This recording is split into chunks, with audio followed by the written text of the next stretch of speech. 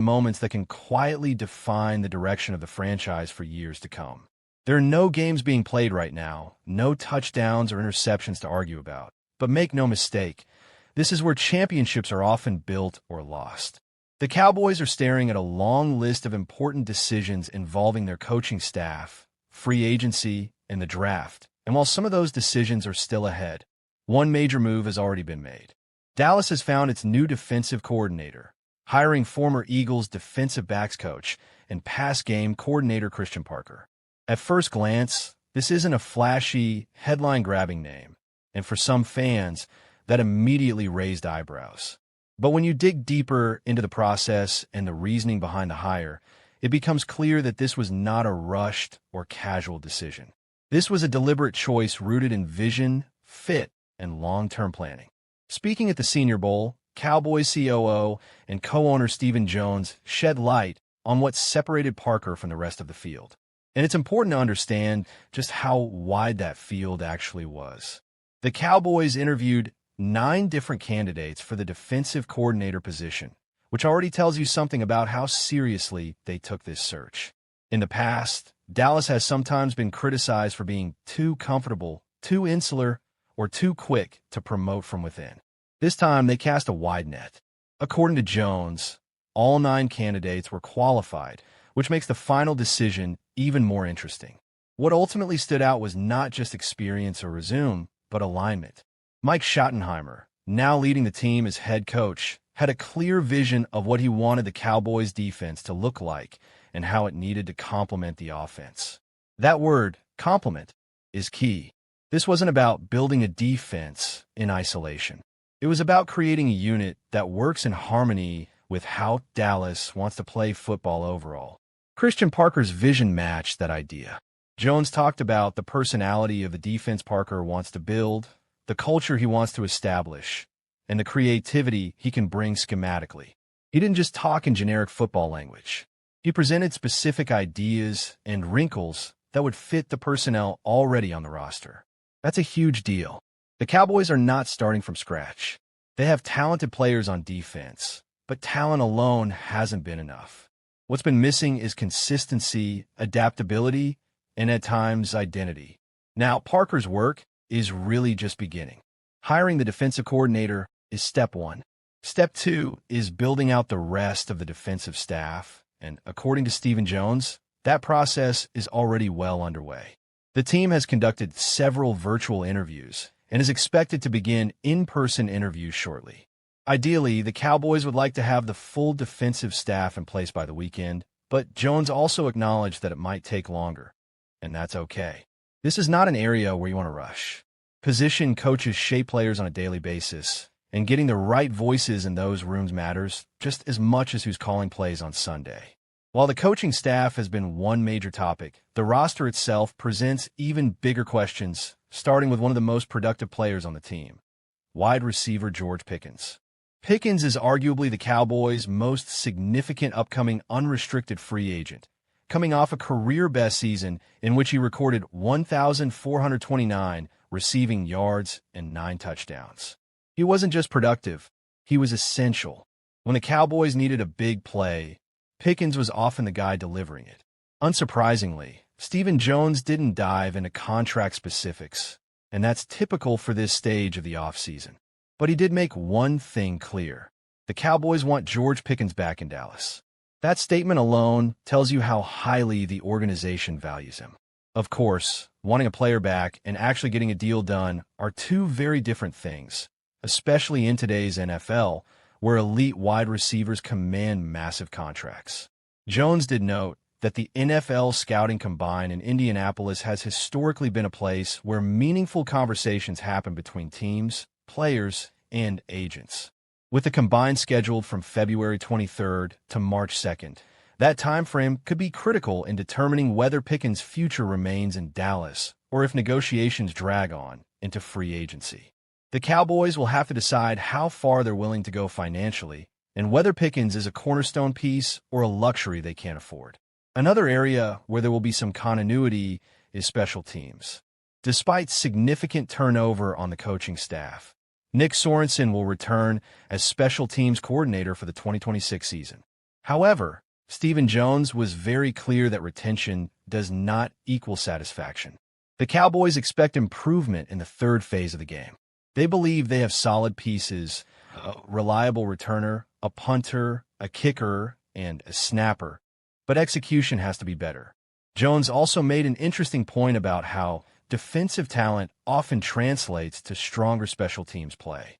Players who can tackle, run, and play with discipline on defense are usually the same players who excel on special teams. In that sense, improving the defense overall could have a ripple effect across the entire roster. One of the more encouraging updates from Jones involved running back Javonte Williams. Williams had an outstanding 2025 season, rushing for 1,201 yards and 11 touchdowns, and he proved to be a consistent, physical presence in the Cowboys' offense. Jones confirmed that the team has already spoken with Williams' representatives and made it clear that Williams is a priority for the organization. In fact, at the Cowboys' year-end press conference earlier this month, Jones said that Williams is at the top of our list to go out and sign, and that the team would like to get him on a multi-year deal. That kind of language matters. It signals commitment and stability, two things that are incredibly valuable at the running back position. Keeping Williams in Dallas would give the offense a dependable foundation, especially as the coaching staff continues to shape its identity. As free agency approaches, the Cowboys' overall plan is starting to take shape. The emphasis is on retaining key players from last season, guys like Pickens, Williams, and Jadeveon Clowney, while also finding ways to improve the roster, particularly on defense. Stephen Jones acknowledged that the defensive side of the ball still needs work, but he also expressed confidence that the team has the resources to address those issues. Between free agency and the draft, the Cowboys have options. They can add proven veterans, inject young talent, or do a combination of both. The challenge will be using those resources wisely and ensuring that every move aligns with the vision set by the coaching staff. This offseason is not about making noise for the sake of it. It's about building a team that can compete at the highest level when it matters most. When you step back and look at the bigger picture, it's clear that the Cowboys are at a pivotal point. The hire of Christian Parker signals a shift toward intentionality and fit. The desire to retain core players like Pickens and Williams shows a commitment to continuity. And the focus on improving the defense underscores and lead under pressure. This is a tryout period for coaches. The Christian Parker effect. The Dallas Cowboys are heading into a full-scale defensive staff reset, and the signals coming out today make one thing clear. Nothing is safe, nothing is settled, and almost everyone is being evaluated under new defensive coordinator Christian Parker. Permission has already been granted for multiple assistant coaches to seek other jobs, while at the same time being told they can interview directly with Parker if they want to stay. That alone tells you this is not a cosmetic reshuffle. This is a philosophical reset. What follows is a breakdown of what's happening, who's vulnerable, who might stay, and who could be coming in based on today's reporting and the names already circulating. A coaching staff in flux by design. This is not chaos. It's controlled change. According to reporting from Calvin Watkins, Cowboys assistant coaches have been told they are free to explore opportunities elsewhere. That kind of move only happens when a new coordinator wants full authority over his room, his terminology, his teaching style, and his culture. Christian Parker is not inheriting a staff and tweaking it. He is auditioning it.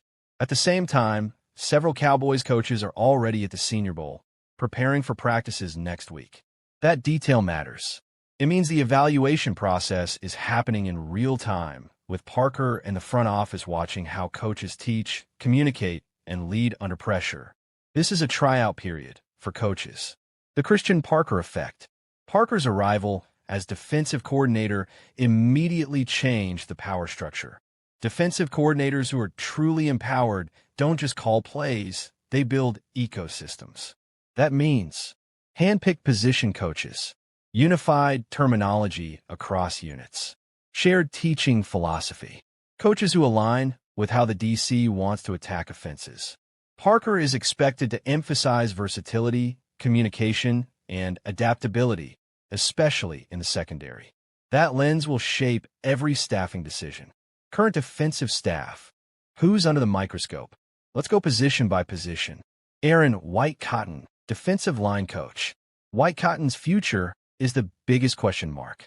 The defensive line production has been inconsistent, especially against the run, and Parker may want a different voice and approach up front. White Cotton isn't out, but he's far from secure. If Parker prioritizes aggressive, attacking fronts with heavy rotation and movement, White Cotton will have to convince him he's the right teacher for that vision.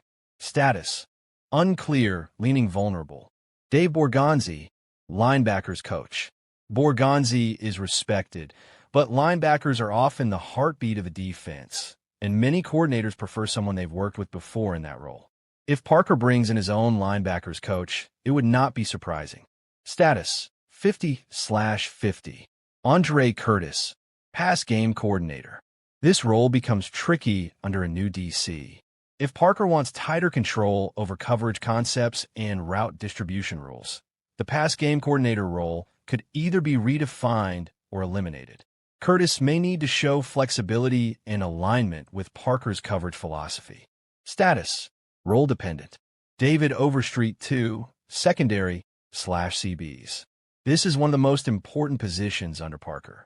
If Parker's background leans heavily toward defensive backs, as many expect, he may want his own secondary coach. That doesn't automatically mean Overstreet is gone, but it does mean he's under intense scrutiny. Status: high-pressure evaluation. Darian Thompson, secondary/nickels. Nickel defenders are critical in modern NFL defenses. Thompson's ability to coach hybrid players who can cover, blitz, and communicate will matter a lot. This role could survive if Parker values continuity in sub-packages. Status: slightly safer than most. J.J. Clark, assistant. Assistants often survive transitions, especially if they're adaptable and willing to shift responsibilities. Status: likely retained in some capacity. Brian Bing, assistant DL coach. If White Cotton goes, Bing likely goes with him. If White Cotton stays, Bing's future improves. Status: tied to White Cotton. Tanzel Smart, assistant/quality control. QC coaches often stay through transitions because they absorb system changes quickly and handle behind-the-scenes work. Status: good chance to stay. Outside interviews, new blood coming in. The Cowboys are not waiting around. They're already interviewing external candidates, and the names tell us a lot about what Parker might be looking for. Marcus Dixon, Vikings defensive line coach. This is a serious candidate. Dixon's resume. Rams assistant DL coach, 2021. Broncos DL coach, 2022 to 2023. Vikings DL coach, 2024, present. That path matters. Dixon has worked in multiple defensive systems, including aggressive fronts and versatile schemes. He's coached both stars and developmental players.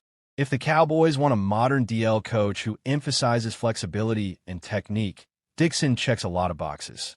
If Dixon is hired, that likely signals the end for White Cotton. Ronell Williams, Eagles assistant linebackers coach. This interview is fascinating. Philadelphia's defensive philosophy emphasizes speed, aggression, and situational adaptability, traits Parker may want to import. Williams has been part of a system that asks linebackers to cover space, communicate quickly, and play fast. If Williams is hired, Borgonzi's role could be in jeopardy. Clayton Adams blocked from Eagles move. Another key detail: Clayton Adams was blocked from going to the Eagles. That tells us two things. The Cowboys still value Adams. They may see him as part of the future, even amid change. Blocking a lateral move during a staff shakeup is a statement. It suggests Adams may be viewed as someone who fits Parker's vision or fills an important internal role. What this all really means: this is not about blame. It's about alignment. The Cowboys are giving Christian Parker the authority to build his defense, not inherit someone else's. Coaches who adapt, align, and communicate well will survive. Those who don't will move on. Expect multiple assistant changes. At least one major position coach replacement. Younger, more versatile coaching hires. Heavy emphasis on teaching DBs and front seven flexibility. By the time training camp arrives, this defensive staff will not look the same. And that's exactly the point. Championship is more important than winning the balance sheet. That naturally brings us to the quarterback conversation. And I know emotions spike every time this comes up. Dak Prescott has been the face of this franchise for years. He's been productive, he's been durable, and he's been a leader. But the NFL is ruthless, and long-term planning at quarterback is not betrayal. It's responsibility. Drafting a quarterback in the 2026 NFL Draft would not be a signal of panic. It would be a signal of intelligence. The best organizations don't wait until decline is obvious. They prepare while things are still stable. You draft, you develop, you create options. And if the young guy never plays, that's a good problem to have. What you cannot afford is being caught unprepared when the position that matters most suddenly becomes a question mark. As we shift into draft evaluations, one player who keeps popping up is Michigan defensive tackle Rayshon Benny. And this is the kind of name that doesn't trend on social media, but wins you games in December and January. Interior defensive linemen who can hold their ground, disrupt timing, and collapse pockets change everything. They make edge rushers better. They make linebackers cleaner. They make coverage easier. This defense has missed that kind of consistent interior presence. And when you zoom out, it's clear the Cowboys need to keep feeding the defensive pipeline. Edge rushers like our Mason Thomas, Romello Height, and Joshua Josephs all bring different tools, but they share one thing in common. They can get after the quarterback. In today's NFL, pressure is currency. You cannot have enough pass rushers. Rotations matter. Fresh legs matter. Injuries happen. The teams still standing in January are the ones that plan for that reality. The same logic applies to the secondary. Cornerback is no longer a luxury position. It's survival. Colton Hood, Julian Neal, Malik Muhammad. These are modern corners. Athletic, confident, willing to play on an island. The Cowboys have seen firsthand what happens when depth disappears at that position. You don't wait until it's a crisis. You draft early, you draft often, and you let competition sort the rest out. Now let's talk about something fans don't always like to admit out loud: cheering against other teams. When you see Cowboys fans rooting against the Seahawks, it's not hate for the sake of hate. It's understanding how draft positioning works. It's recognizing that your future is tied to things beyond your own record. Long-term thinking is uncomfortable, but it's necessary if you want sustained success. Trade rumors always light a spark, and one that keeps resurfacing is the idea of Dallas making a move for Browns cornerback Denzel Ward. This is not a small conversation. This is money, health, draft capital, and expectation all rolled into one. But elite talent rarely becomes available without complications. If you want to win now, you have to accept risk. The real mistake is refusing to even explore the option. Defense, overall, is where the next big decision lives, especially at coordinator. The defensive coordinator hire is not just about scheme. It's about philosophy. It's about adaptability. It's about leadership, whether it's Matt Burke, a surprise candidate, or even a bold swing like Sean McDermott. This decision will echo for years. The wrong hire stalls progress. The right hire elevates everyone. On offense, the idea of Brian Daboll in Dallas is intriguing for a reason. Creativity matters. Flexibility matters. Quarterbacks need answers when defenses adjust. The Cowboys' offense has been good, but good is not the goal. The goal is resilient. The goal is dangerous in multiple ways. The fit would matter, but the conversation itself